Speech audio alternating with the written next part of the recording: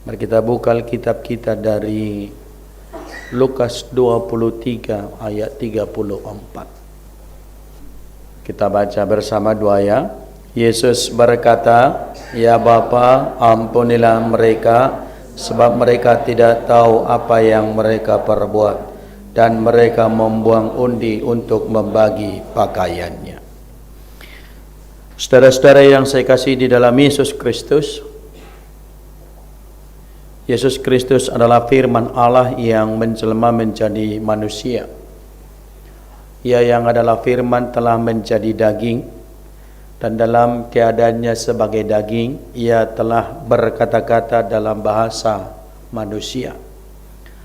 Kristus yang adalah firman telah menjadi sama dengan manusia, dan dalam keadaan itu ia menyampaikan firman, perkataan-perkataan yang kekal.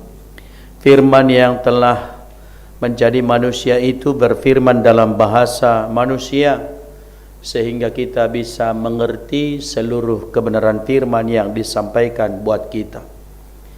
Yesus yang telah mengambil rupa seorang manusia, menyampaikan firman yang menyembuhkan, menyampaikan firman yang meneguhkan, firman yang berkuasa untuk mengadakan mujizat, firman yang disampaikannya adalah berkuasa untuk memberikan kepenuhan kepada seluruh umat manusia, dan ia dalam keberadaannya telah berfirman kepada manusia. Tetapi sungguh-sungguh sesuatu yang sangat heran, saudara, dan di luar nalar dan pikiran manusia. Dia yang berfirman, dia ditangkap. Dia yang memberikan mujizat, dia diadili. Dia yang memberikan belas kasihan, tetapi dituduh memfitnah Allah. Dia dianggap lebih berbahaya daripada seorang kriminal, dan dia harus disalibkan. Pada waktu Yesus Kristus diadili, dia tidak berfirman. Ia yang dengan lantang mengajar di mana-mana, di pasar, di rumah ibadat, bahkan di padang dalam pengajarannya terhadap orang banyak. Dia yang mengajak orang untuk bertobat, mengaku dosa. Dia yang menghardik badai, dia yang berkata supaya semua iblis pun diam dan tenang, tetapi ia tidak berkata-kata ketika di hadapan pengadilan manusia. Itu tandanya, saudara, bahwa jika manusia berusaha melampaui Tuhan, maka Tuhan akan tinggal diam dan tidak berbuat apa-apa. Ketika manusia berusaha melampaui Tuhan, Tuhan akan diam saja. Pontius Pilatus, Herodes, Kayafas, imam besar, para imam kepala, massa merasa punya kuat kuasa atas diri Yesus, dan mereka semua membuat sidang pengadilan kepadanya. Mereka meminta keterangan daripada Yesus, tetapi Yesus tidak berbicara apa-apa. Pontius Pilatus merasa bahwa dia berkuasa untuk membebaskan dan menyalibkan Yesus, tetapi Yesus berkata, "Kerajaanku bukan dari dunia ini." Dan terhadap Pontius Pilatus, Yesus tidak berkata apa-apa. Ia tetap tenang, ia tetap diam. Ketika para serdadu-serdadu meletakkan salib di atas bahunya, dengan tubuh yang terluka dengan darah yang sudah menetes dari sekujur tubuhnya, dan ketika mahkota duri ditancapkan di atas kepalanya dan memintanya berjalan dari Yerusalem menuju ke Golgota, Yesus pun diam saja. Ia tidak berkata apa-apa. Ia tetap tenang. Pada saat tangan dan kaki Yesus dipaku, Alkitab tidak mencatat kalau dia meronta-ronta dan dia berteriak kesakitan. Tetapi ketika tangan dan kakinya pun dipaku, ia pun diam saja. Tidak berkata apa-apa. Ketika salib diangkat dan tubuh Yesus tergantung di atas salib, dan seluruh bobot tubuhnya hanya ditahan oleh paku yang ada di tangan dan kakinya, ia pun tetap diam saja. 6 kali dalam satu malam dia mengalami persidangan itu. Dia betul-betul mengalami sebuah penderitaan. Ia pun tidak memberi jawab apa-apa. Tetapi ketika dia berdiri di atas salib, di atas penderitaan itu, saudara-saudara, dia melihat seluruh dan sekelilingnya menengadah ke segala arah. Dan dari Golgota dia mulai membuka mulut dengan menyampaikan firman dan perkataan yang dinantikan oleh semua orang. Perkataan yang agung yang dikenang oleh kita sepanjang masa. Bahkan sampai dunia ini berakhir, perkataan ini akan dikenang.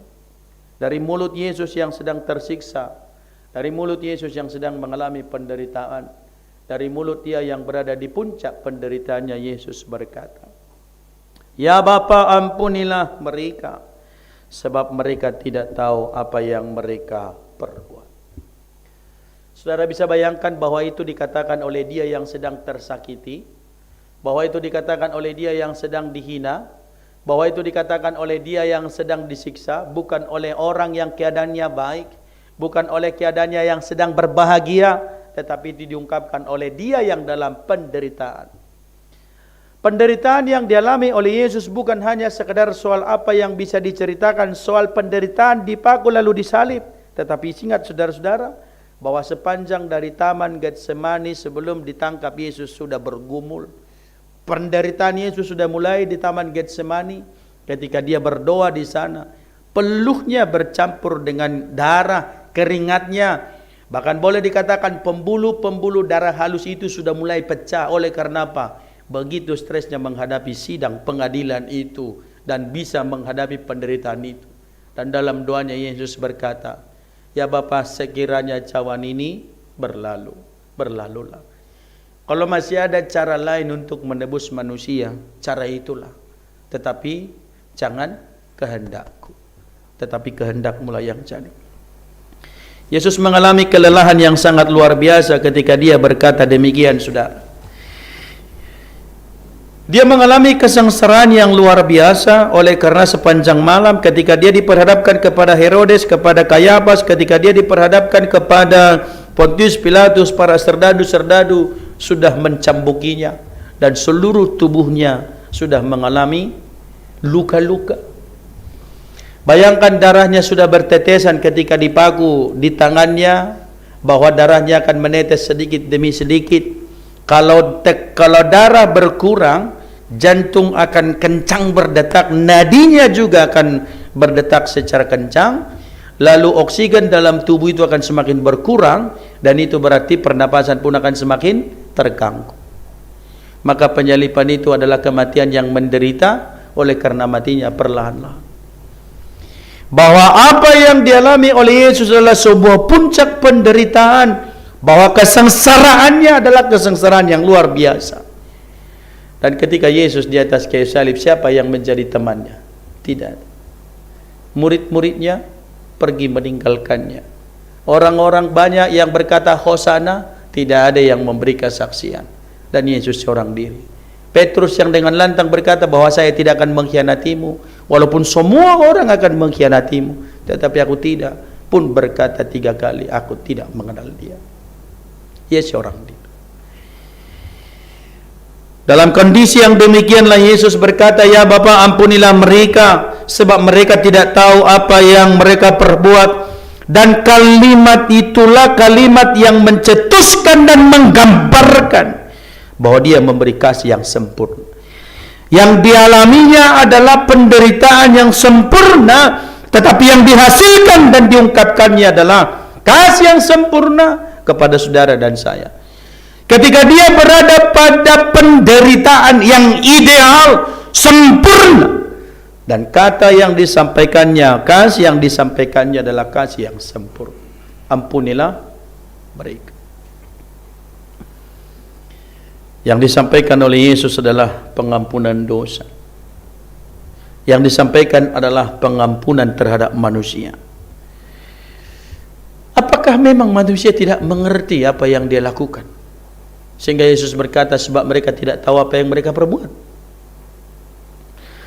Saudara-saudara yang saya kasih di dalam Yesus Kristus, penyebab perbuatan itu adalah bahwa kesadaran manusia telah dikuasai oleh dosa.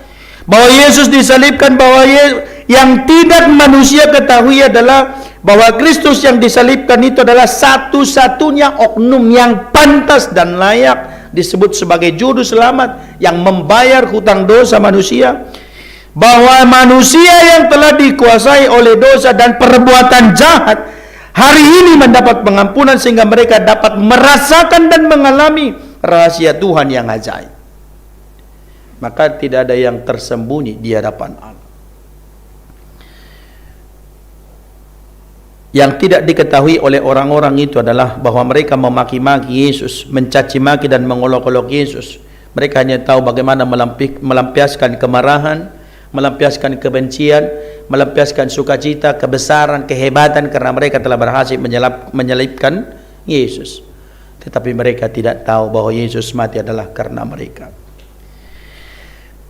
Dari atas kayu salib Yesus berkata, ampunilah mereka. Mereka siapa saudara? Mereka yang menyalibkannya, mereka yang memakunya, mereka yang menjadi saksi dusta atasnya, mereka yang menginginkan kematiannya, mereka yang bersorak berkata, salibkan dia. Terhadap mereka Yesus berdoa, ampunilah mereka.